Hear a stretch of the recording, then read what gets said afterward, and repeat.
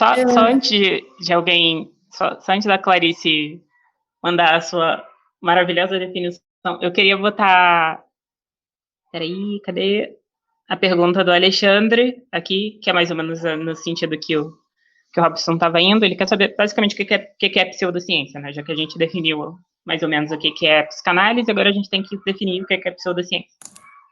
Só que antes da Clarice dar esse spoiler aí, dar essa resposta pra gente, desculpa, Clarice, estou botando muita pressão.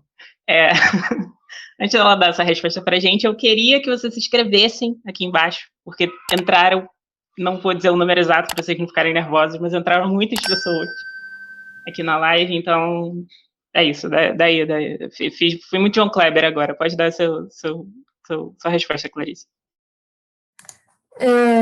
Eu queria primeiro falar que isso que o Flávio falou é muito importante. É muito importante que a gente busque definições para a gente poder falar a mesma língua, né? Porque se a gente não se preocupa em definir o que a gente está falando, às vezes eu posso estar falando uma coisa, você está falando outra, e a gente acha que está falando a mesma coisa e não está. Às vezes a gente nem discorda e só não sabe disso porque não se preocupou em esclarecer.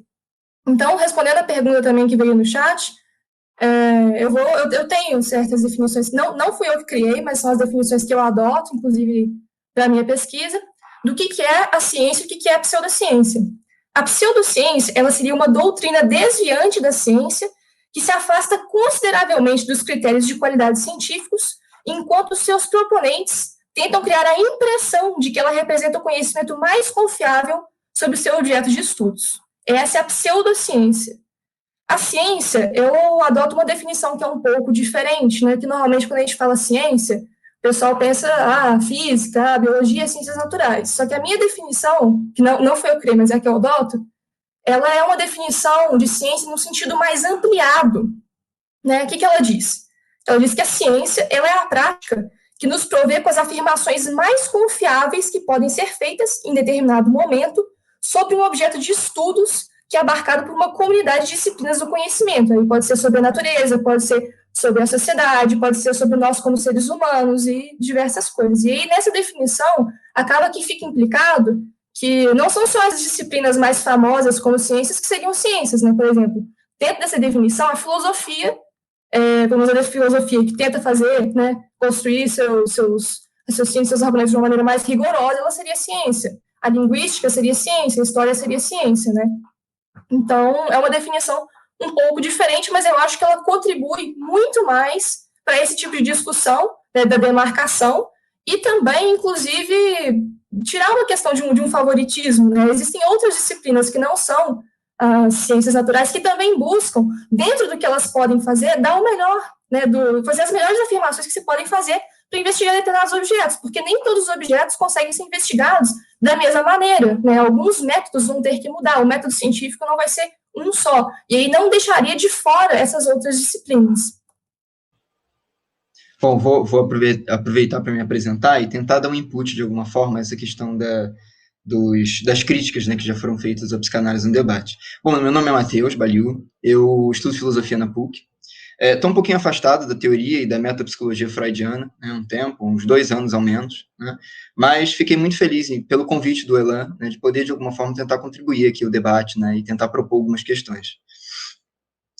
Gostaria, enfim, de fazer uma observação, né, de que justamente por estar afastado da metapsicologia freudiana e da teoria psicanalítica em geral, né, eu posso acabar cometendo alguns deslizes aqui em relação, enfim, a alguns usos ou outros de conceitos, mas espero que de alguma forma vocês me ajudem em relação a isso.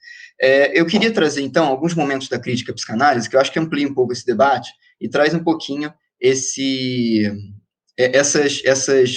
fases da crítica de alguma maneira, né? E eu estou extraindo ele desse artigo do Renato Mezan, que se chama Pesquisa em Psicanálise, Algumas Reflexões. Né? Tem disponível na internet, se vocês quiserem. Acho um ótimo artigo. Então, um primeiro momento, de alguma forma, né, que se apresentou de crítica à psicanálise mais recente, foi a crítica dos positivistas lógicos, como, por exemplo, Nagel, que afirmava que os conceitos da psicanálise não eram operatórios, isto quer dizer, mal definidos e confusos, né, o que seriam, justamente por isso, inverificáveis.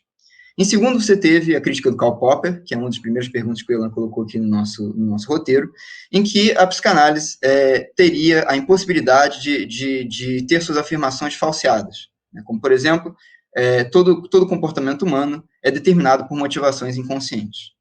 Por último, você tem justamente a crítica do Adolf Grunbaum, que foi, inclusive, considerada por muitos psicanalistas, né, e teve, inclusive,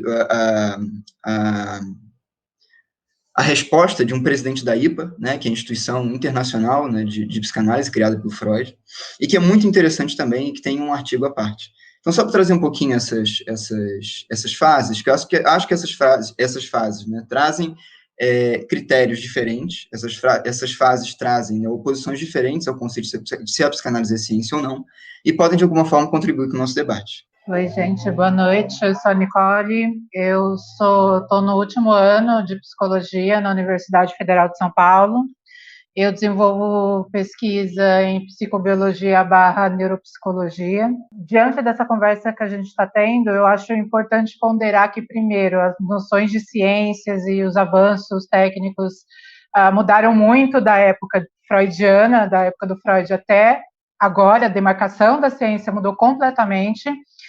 E também é preciso separar para pensar qual que é o sentido, o porquê que a gente precisa muito dessa demarcação de colocar a psicanálise é ciência ou não é ciência, e quais que são as implicações pragmáticas dessa divisão, né?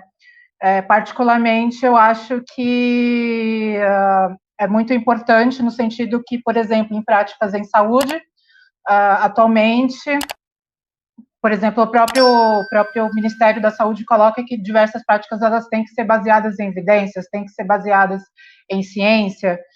O nosso Conselho de Ética referente à psicologia também fala que as nossas práticas elas têm que ser baseadas em ciência. Então, essa é a parte pragmática que talvez seja importante discutir isso, né? Mas além também, independente da cientificidade ou não da teoria da psicanálise, tem outras camadas que a gente precisa discutir, que são as suas aplicações, a questão clínica, ou então os achados mesmos teóricos da parte da episteme, se isso é ou não científico. Olá! Se você gosta desse canal, considere a possibilidade de apoiá-lo através do Padrim. Com apenas R$1 por mês, você já pode se tornar um apoiador. Todo o dinheiro arrecadado será reinvestido em melhorias na qualidade dos vídeos. Conto com sua ajuda. Saiba mais em padrim.com.br/ilomarinho.